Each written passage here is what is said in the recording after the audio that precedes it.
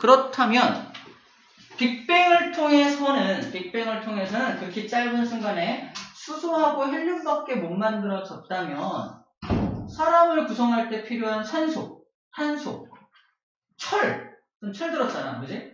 철 같은 거 이런 것들 도대체 누가 만들어주냐는 겁니다. 그죠?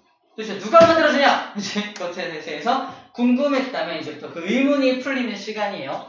자, 먼저 이거는 뭐냐면 그러면 이제 우주에는 수소, 헬륨을 제외한 나머지 원소들이 필요하다라는 얘기를 하는 건데 우주에는 당연히 수소하고 헬륨이 제일 많죠.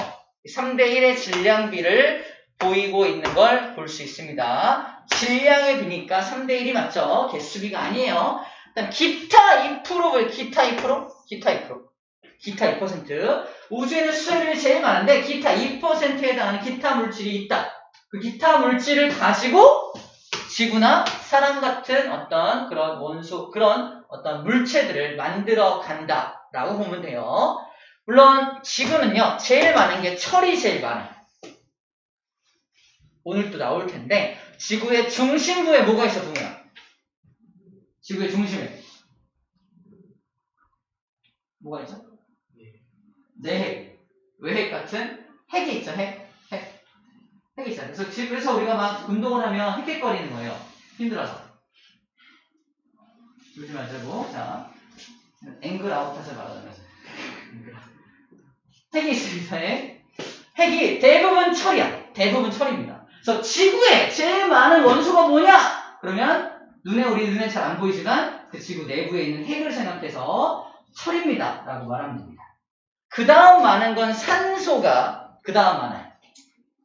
산소가 멘틀과 지각에 산소 성분이 굉장히 많이 포함되어 있어요. 좀 미리 말하면 몰라도 됩니다.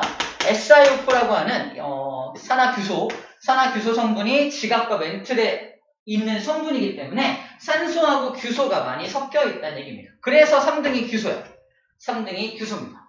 1등, 2등, 3등 정도만 기억하면 돼요. 지구에 제일 많은 게 뭐냐? 철. 두 번째 산소, 그 다음 규소라고 말합니다. 규소가 영어로 뭐랬죠?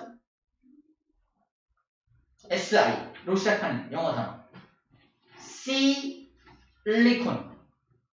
규소가 영어로 실리콘입니다. 저 규소 가지고 반도체 만드는 거야. 반도체를 최근에 만든 미국의 어떤 그곳.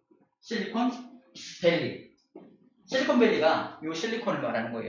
규소를 가지고 반도체를 만든 곳. 그 실리콘밸리에 마이크로소프트 본사와 애플 본사가 다 거기에 있습니다. 여기 다 있어요. IT 성지죠. 성지. 실리콘밸리입니다. 그 실리콘이 이 실리콘이야. 규소입니다. 자, 그 다음에 사람한테는 뭐가 제일 많냐? 사람한테는 산소가 제일 많고요. 그 다음에 탄소, 그 다음에 수소가 많습니다. 산소, 탄소, 수소가 많아요. 자, 요거 좀 이렇게 이거랑 조금 무관하긴 한데 알고 있으면 너무너무 앞으로 계속 써먹을 수 있는 거라서 미리 설명을 좀 할게요. 제가 사람을 구성하는 첫 번째 물질에 대해서 얘기를 하고요. 원소에 대해서 설명을 할게요. 자, 사람을 하나 그릴게요. 쌤이에요. 왜 쌤이라고 유추할 수 있죠? 뭘 봐서? 정답. 더 가르칠 게 없다. 다리가 길어서 그래요. 비율이 다르죠. 남다른 비율. 그런 불만을 표시할 필요는 없어요. 농담이고요. 자, 사람을 구성하고 있는 첫 번째 가장 많은 물질이 뭘까요? 물. 그 다음으로 많은 건 뭘까요? 두 번째로 많은 거. 물질이야, 물질. 원소가 아니라 물질. 셀을 보면 알 수 있잖아, 이런 거. 근육과 같은 물질을 만들 때 뭐가 필요하다? 단백질이라는 물질이 필요합니다. 나만 그런 건 아니야. 여러분들도 단백질이 두 번째로 많아요. 단백질이 문제 많고. 세 번째로 많은 건 뭘까? 정답. 뭘 보고 맞춘 거지?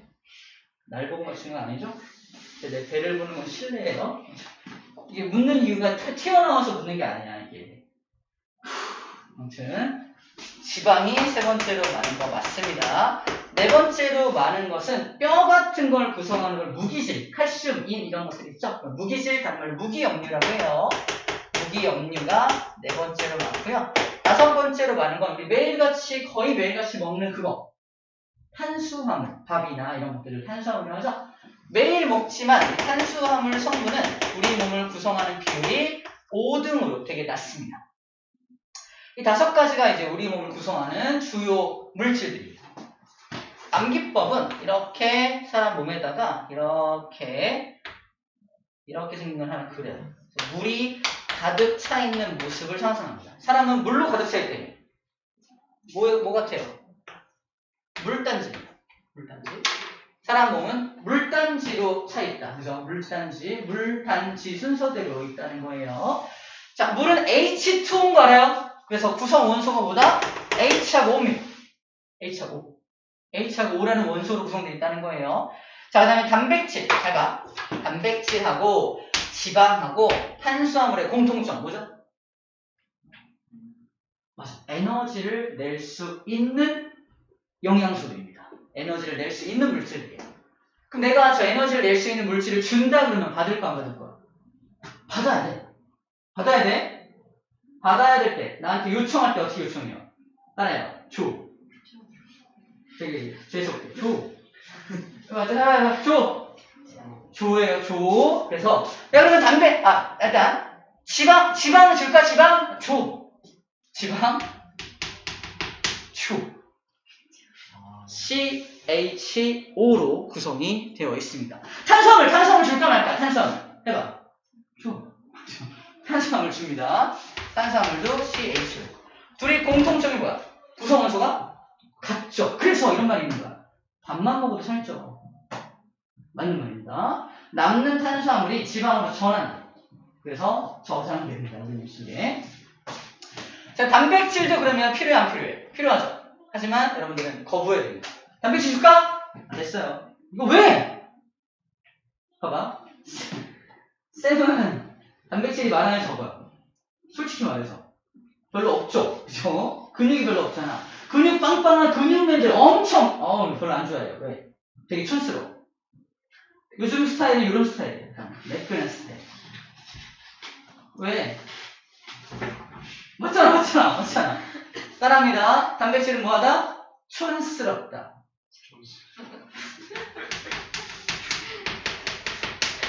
촌스럽습니다. 굉장히 촌스러워요. 그래서 CHON, 질소를 비롯해서 일부 황을 포함한 것들도 있습니다. 오케이? 굉장히 촌스럽다는 거 알고 있어야 합니다. 자, 됐고요. 무기염료는 우리 알다시피 칼슘이나 인이나 나트륨 등등 이것들을 제외한 나머지 원소들을 의미합니다. 그러면 사람 하나 만들려면 뭐가 필요하다는 거야? 산소도 있어야 되고, 질소도 있어야 되고, 탄소도 있어야 되고, 그죠? 수소도 있어야 되고, 칼슘, 인, 나트륨, 철 이런 거 다 있어야 되죠. 엄청나게 무거운 원소도 있어야 돼. 우라늄은 없어도 됩니다. 우라늄 몸속에 있는 사람 없죠? 없어도 돼요. 이런 원소들이 있어야 한다는 겁니다. 그래서 이걸 질량비로 환산했더니 제일 많은 질량을 차지하는 게 산소이죠, 산소. 산소들이 가장 많은 질량을 차지하고 있기 때문에 1바가 누구다? 1바가 산소였던 거고요. 그 다음으로 원자번호 6번에 해당하는 탄소 뭐예요? 탄소가 그 다음으로 많은 양을 차지하고 있는 거예요. 2등이 탄소. 그 다음에 여기 수소 보이죠? 수소도 굉장히 많죠? 수소가 세 번째를 차지하고 있는 겁니다. 이해됩니까? 요거 기억하고 있으면 매우 유용하게 사용이 될 겁니다. 알겠죠? 됐습니다. 자, 여기까지가 첫 번째. 우리 세상을 구성하는 어떤 물질들, 원소의 질량비에 대해서 살펴본 겁니다. 자, 이제 의문점이 아까 났었죠. 그럼 이 생명체를 만들기 위해 필요한 산소, 질소, 황, 이딴 것들 도대체 누가 만드냐? 지구를 구성하기 위한 철, 규소, 산소, 마그네슘 이거 누가 만드냐? 빅뱅을 통해 만들어진 건 분명하지만 아니에요. 빅뱅으로 만들어진 건 아니야. 누가 만드냐? 정답은 별입니다. 별에서 만들어요. 별이 엄청 뜨겁잖아. 별이 엄청 뜨거우니까 우주 초창기의 온도를 회복할 정도로 엄청 뜨거워져, 별이. 그 뜨거워진 별 내부에서 더 무거운 원소를 만들어내고 있습니다. 만들다가 마지막에 별이 죽을 때, 뻥! 폭발할 때 우주 전체로 그 원소들을 뿌려주는 거야. 나중에 그 우주로 뿌려진 원소들이 다시 뭉쳐져서 지구도 만들고, 그죠? 지구 안에서 사람도 만들고, 이렇게 만들어지는 거지. 정답은 뭐다? 별. 그래서 별이 없었다면 우리도 있어, 없어? 우리도 없습니다. 그래서 우리는 별에서 온 그대예요. 별그대. 김수현 같지 않아요? 순간이동하고. 수현이 머리채 이거. 그래서 우리도 별에서 온 그대가 맞다. 우리도 별에서 온 거 맞다. 별이 없었다면, 별의 자식이다. 별이 없었다면 우리도 없었다. 뭐 이런 걸 하는 겁니다. 이해되죠? 별이 우리를 구성하는 원소를 만들어 주었다. 라는 겁니다. 자, 그러면 이 별이 어디서 탄생하는지부터 설명을 해 보도록 할게요. 자, 먼저, 별의 탄생.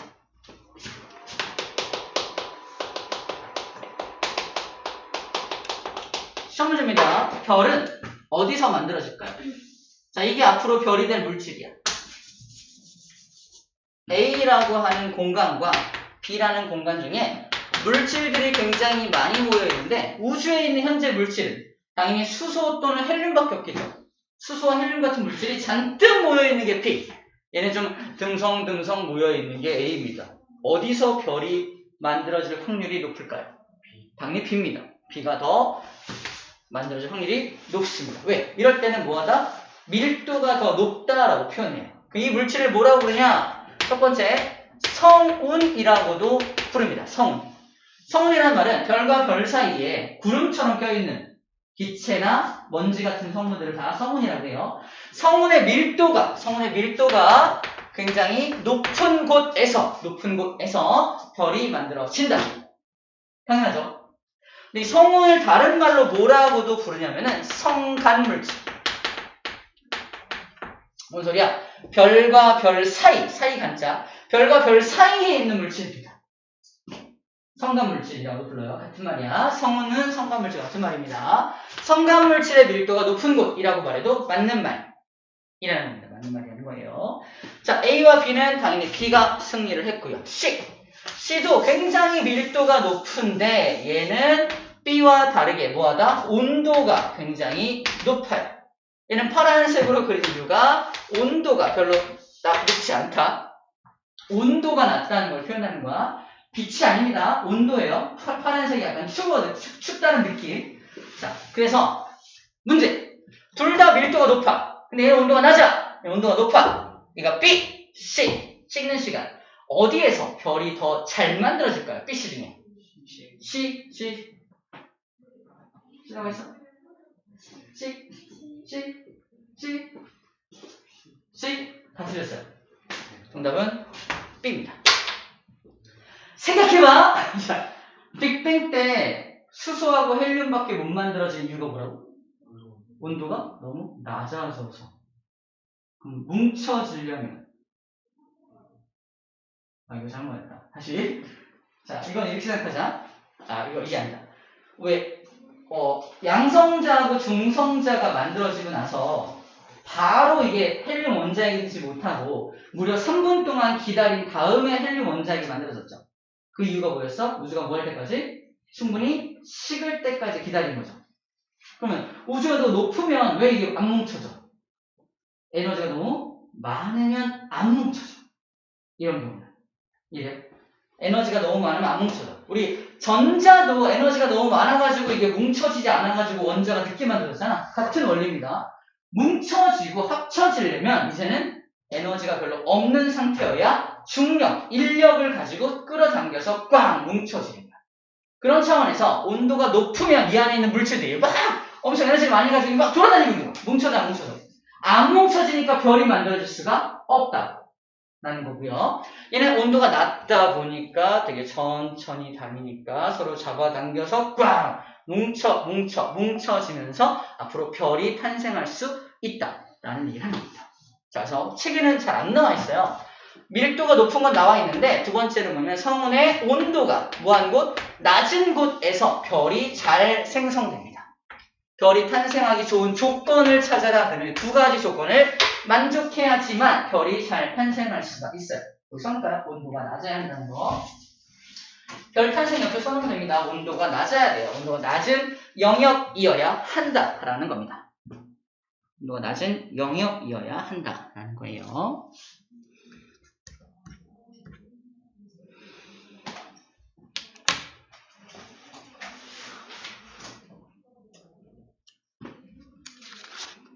됐나요?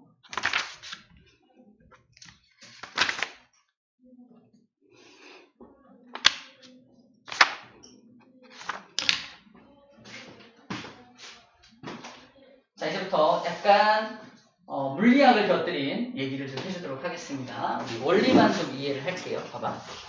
얘가 성간물질들이 잔뜩 밀도 있게 모여있는 공간입니다. 보이나요? 밀도 있게 모여있는 공간이야.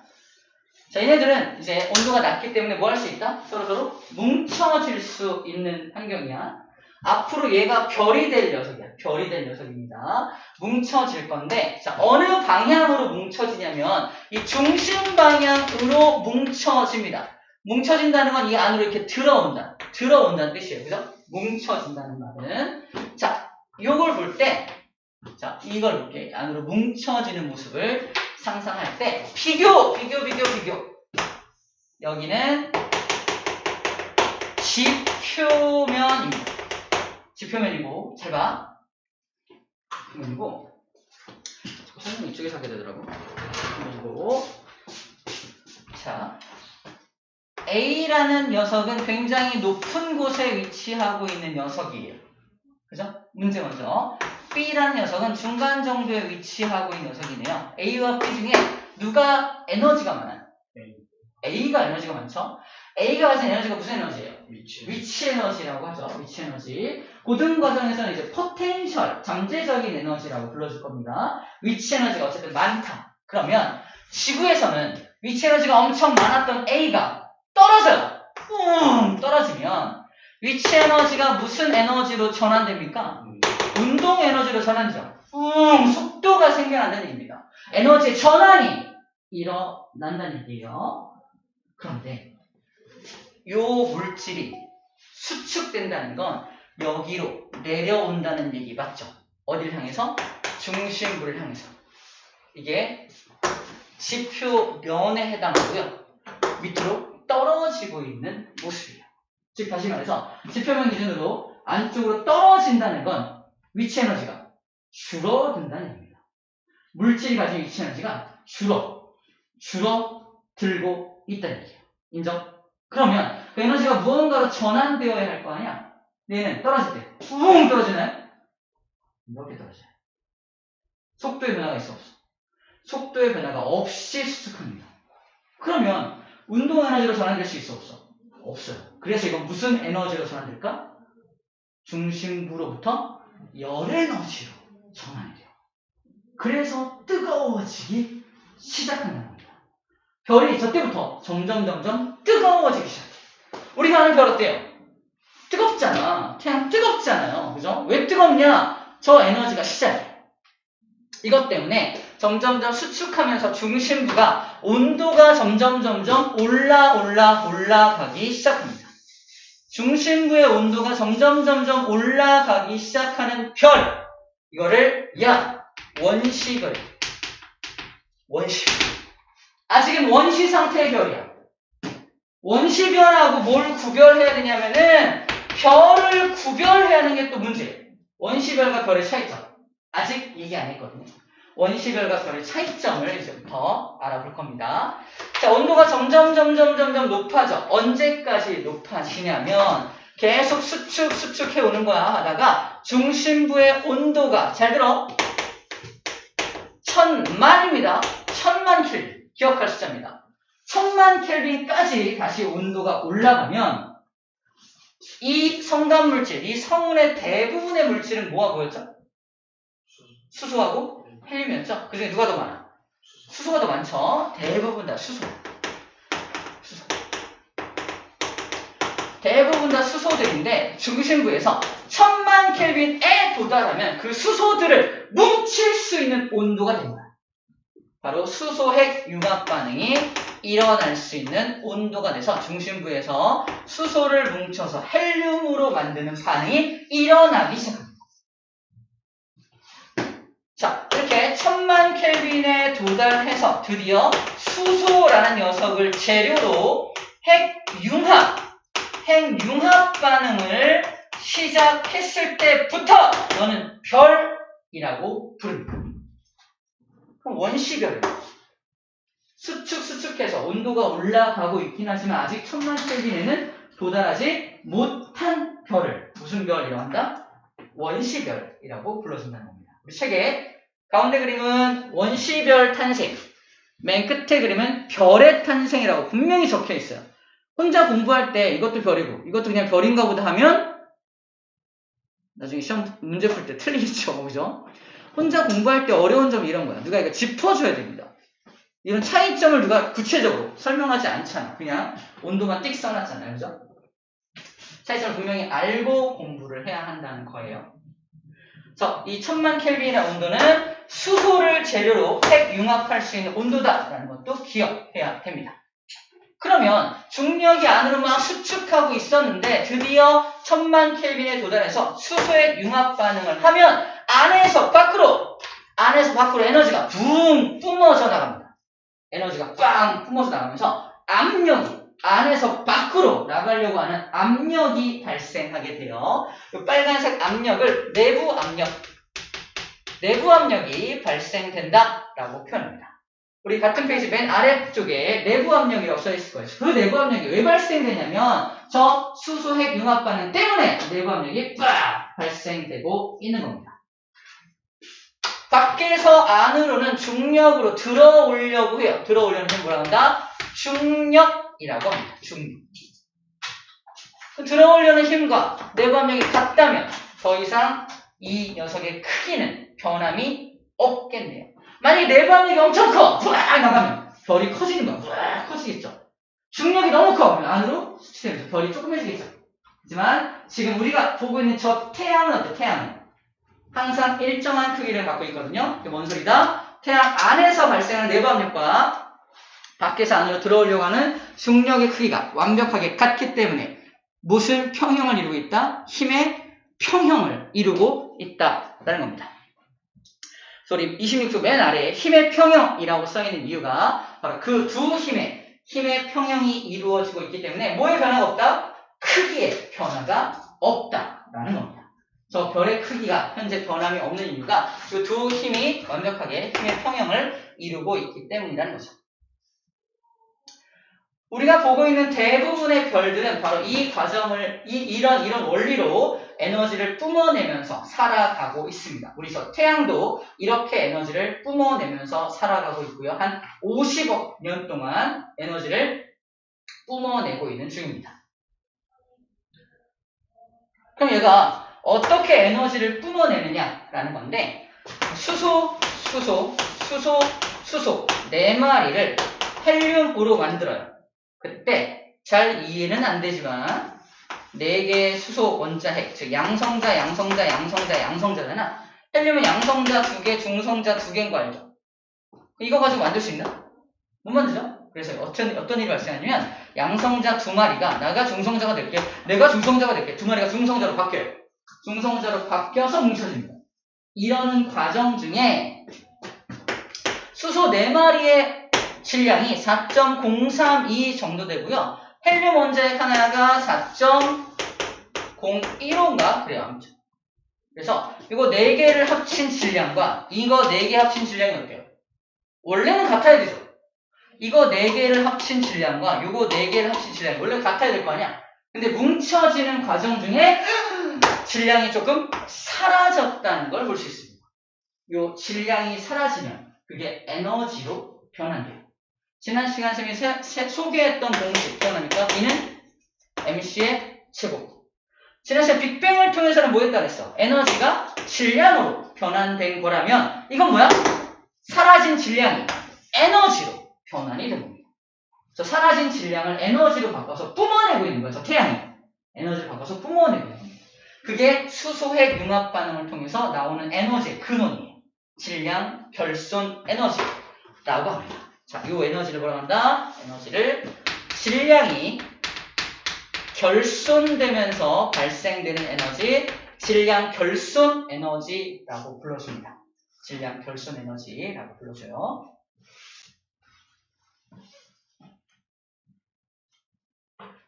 오케이.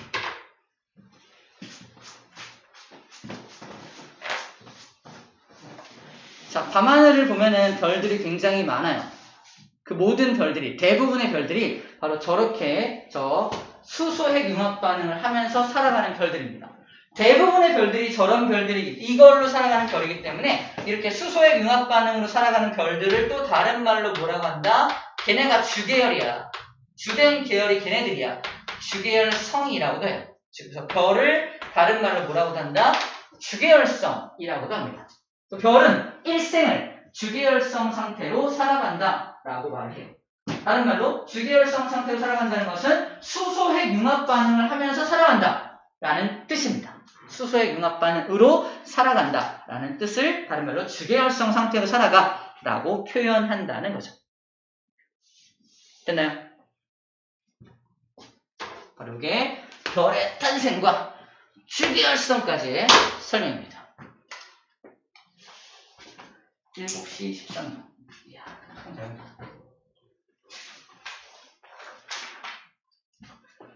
자, 적당한 시간 아니지만 우리 잠깐만 쉬었다 할게요. 잠깐 쉬었다 합시다.